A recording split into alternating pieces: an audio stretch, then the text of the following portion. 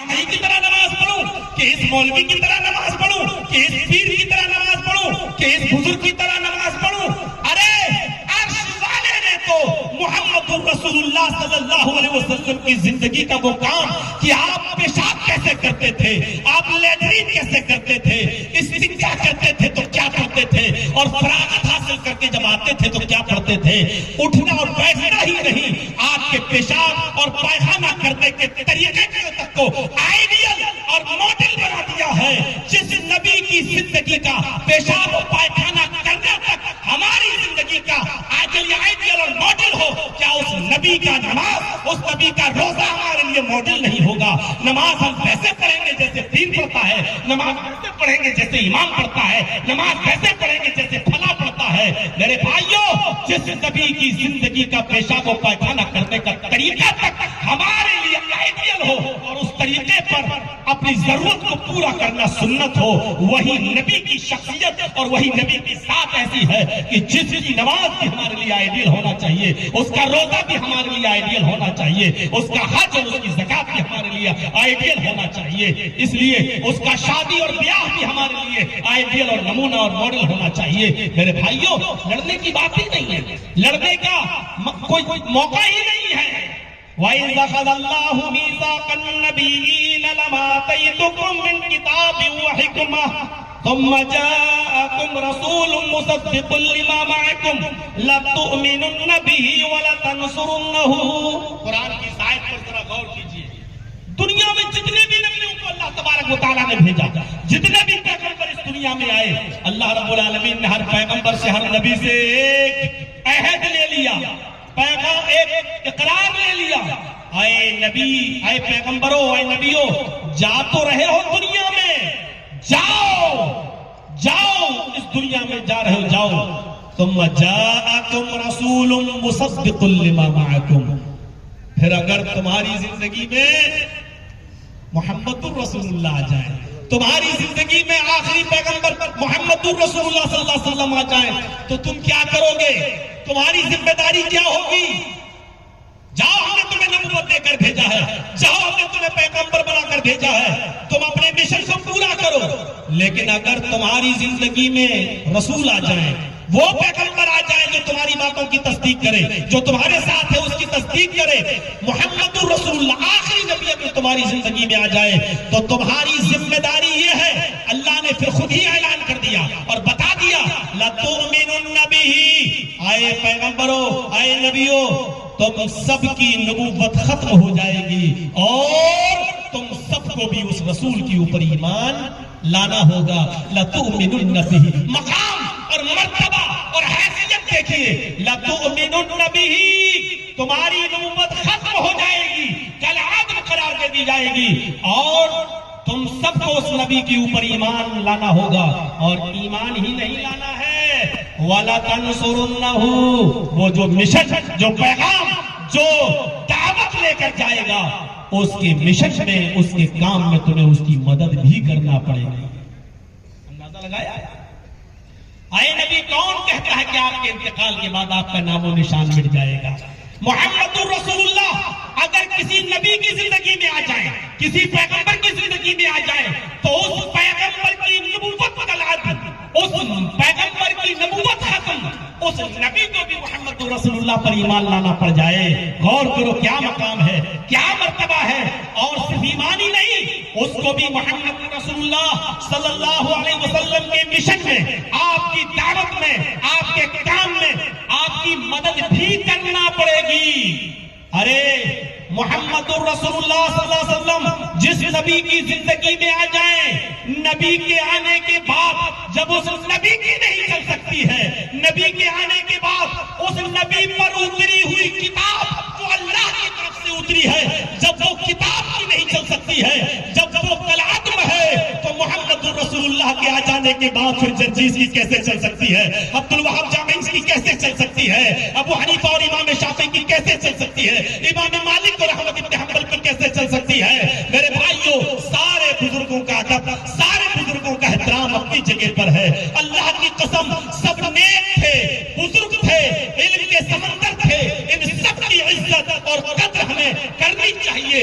اللہ ان کی قبروں پر کروڑوں رحمتیں نازل فرما، اور اللہ ان کی قبروں کو تو ان کی روح کو اعلی علین کے اندر جگہ عطا فرما۔ لیکن بتانے کا مقصد یہ ہے کہ محمد رسول اللہ، اگر کسی کوئی نبی کی زندگی میں اگر نبی آ جائیں، محمد آ جائیں، تو اس نبی کی نہیں چل سکتی، اس کی شریعت نہیں چل سکتی۔ تو نبی کے بعد، نبی کے آ جانے کے بعد، نبی کے بعد والوں کی بات کو شریعت سمجھ کر، اور وہ درجہ جو نبی کی بات کو دیا جاتا ہے وہ کیسے ان کی چل سکتی ہے، اس بات کو سمجھنے کی کوشش کرو۔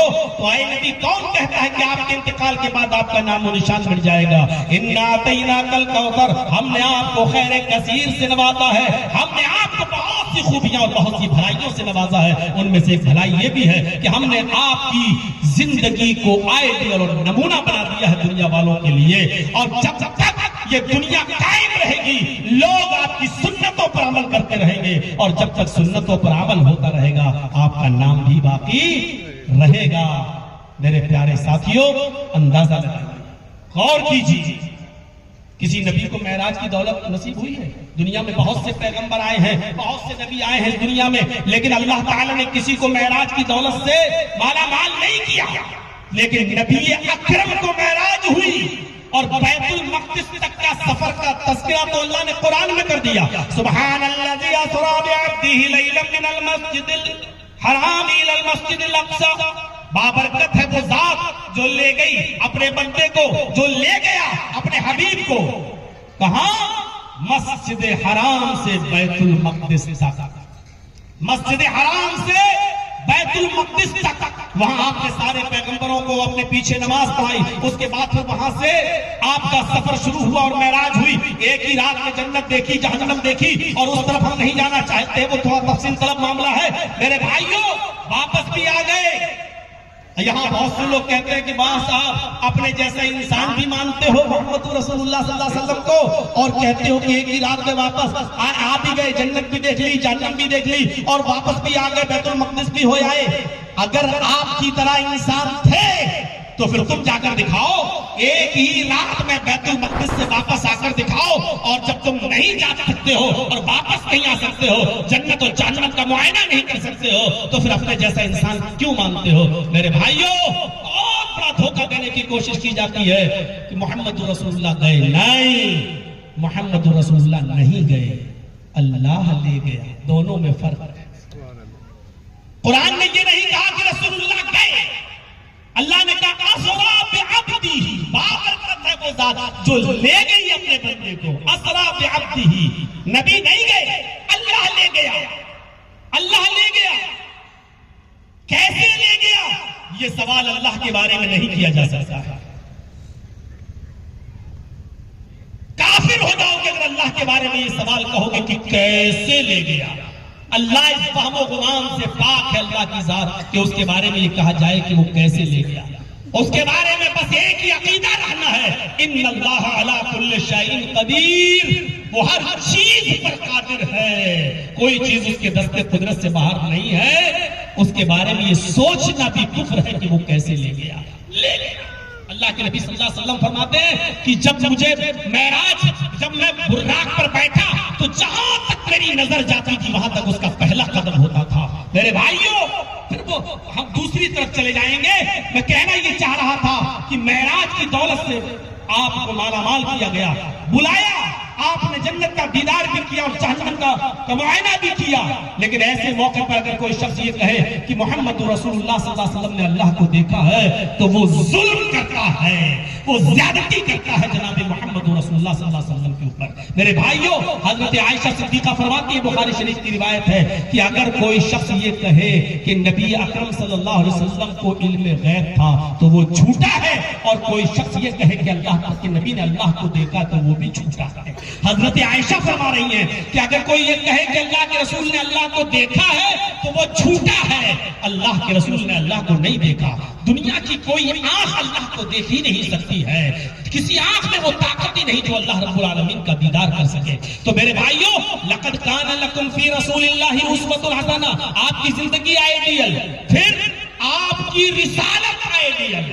سارے نبیوں کی رسالت اور نبوت طلعات اگر محمد رسول اللہ جائیں اور ان کی اوپر ایمان بھی لانا پڑے گا ان کے اوپر، اور پھر ان کے کاموں میں ان کی مدد بھی کرنا ہوگی۔ اور ایک چیز اور میں آپ کو بشارتاً بتا دوں کہ دیکھیے مقام و مرتبہ، اللہ نے زمین بنائی تو احسان نہیں جتایا۔ کتنی بڑی زمین ہے، اس زمین کی افادیت ہمارے اور آپ کے سامنے ہے۔ اللہ نے کبھی احسان نہیں جتایا کہ میرے بندو ہم نے زمین بھی بہت بڑا احسان جتایا، نہیں کیا۔ آسمان بنایا، اللہ نے احسان نہیں جتایا۔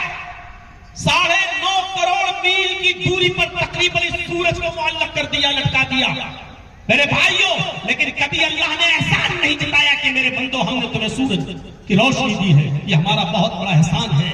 بارش برسائی، لیکن اللہ نے کبھی احسان نہیں جتایا کہ میرے بندو ہم نے تمہیں آسمان سے بارش دی، یہ بارش برسائی ہے، یہ بہت بڑا احسان کیا ہم نے تمہارے اوپر، کبھی نہیں۔ اللہ نے احسان ہی نہیں جتایا۔ زمین بنائی تو احسان نہیں، آسمان بنایا تو احسان نہیں، چاند و سورج ستارے سیارے کہکشائیں بنائی تو احسان نہیں جتایا۔ لیکن جب اس نے اپنے نبی محمد رسول اللہ صلی اللہ علیہ وسلم کو رسول بنا کر اس دنیا میں بھیجا تو مسلمانوں پر احسان جتاتے ہوئے کہا لقد من اللہ علی المؤمنین اذ بعث فیہم رسولا من انفسہم یتلو علیہم آیاتہ ویزکیہم ویعلمہم الکتاب والحکمہ۔ یہ اللہ تبارک و تعالیٰ کا بہت بڑا احسان ہے اے مومنو تمہارے اوپر کہ اس نے تمہیں جناب محمد رسول اللہ جیسا رسول دیا ہے، تمہیں میں سے ایک پیغمبر دیا ہے۔ کیا کرتا ہے وہ؟ یتلو علیہم آیاتہ، اللہ کی آیتوں کی تلاوت کرتا ہے، ویزکیہم، اور انہیں شرک اور بدعت کی غلاظتوں اور گناہوں کی دلدل سے پاک و صاف کرتا ہے۔ یزکیہم، شرک و بدعت کی غلاظتوں سے پاک و صاف کرتا ہے۔ تو یہ مقام اللہ تبارک و تعالیٰ نے دیا ہے۔ کون کہتا ہے میرے حبیب آپ کا نام و نشان مٹ جائے گا آپ کے انتقال کے بعد؟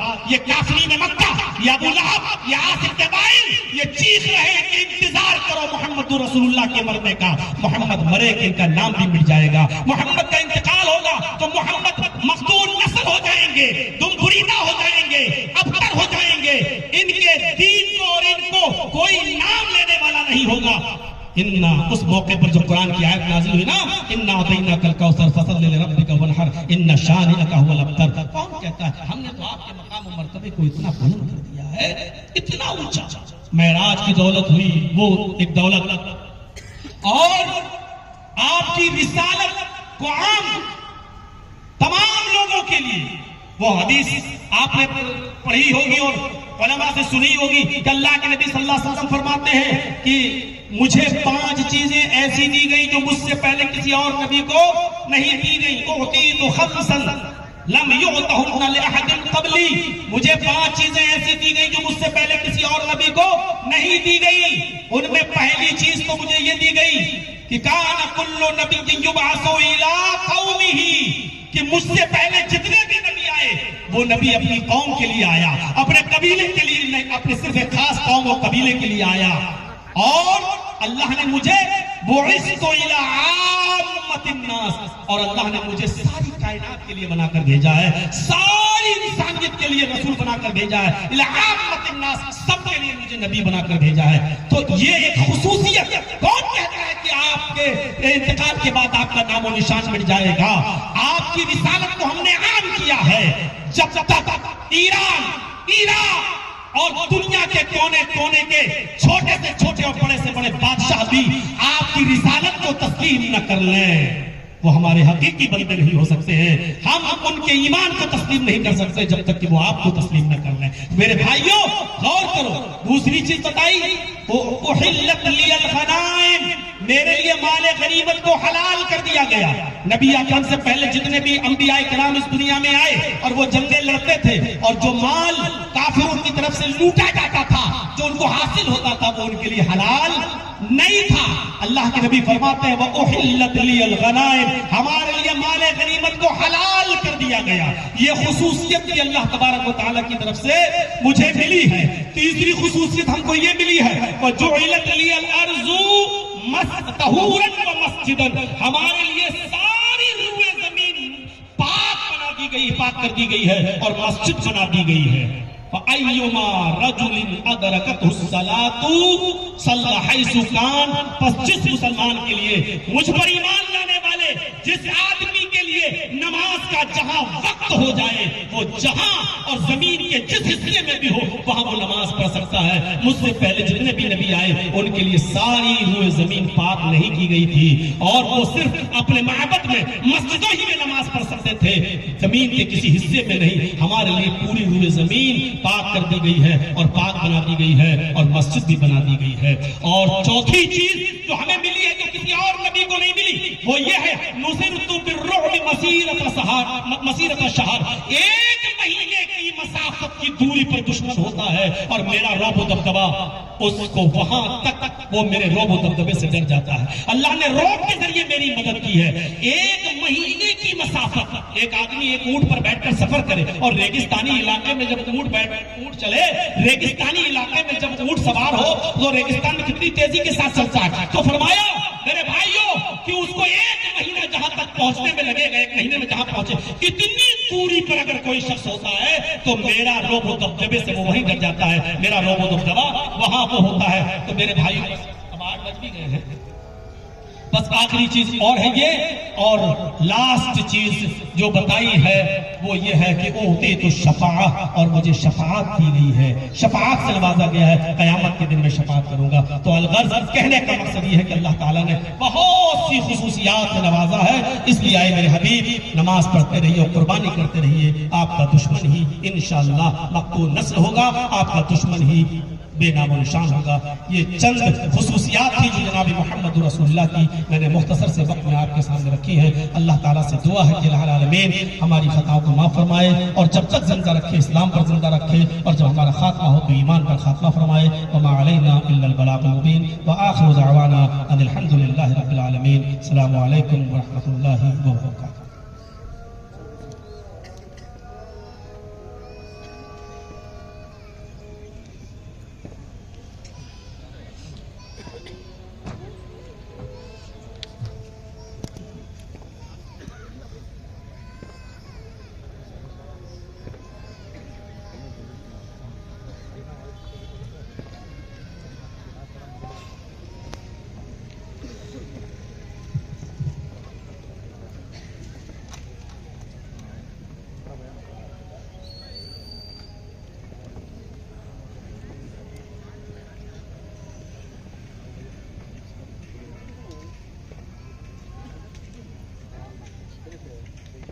جزاک اللہ خیر و احسن الجزائی۔ ماشاءاللہ ہمارے بیچ میں تقریباً 1 گھنٹہ فضیلت الشیخ مولانا جزیس احمد سراجی حفظہ اللہ نے سیرت طیبہ کے موضوع پر آپ کے سامنے بہترین خطاب کیا کہ میرے نبی کا کیا مقام ہے، میرے نبی کا کیا مرتبہ ہے، میرے نبی کی پیدائش پر کتنی برکتیں نازل ہوئی، جنہوں نے لے جا کر کے ان کی خدمت کی۔ میرے بھائیوں، ہم اور آپ نے بہت اچھے انداز میں شیخ کا خطاب سنا۔ اب میں اس کے بعد میں صوبائی جمعیت اہل حدیث کے ناظم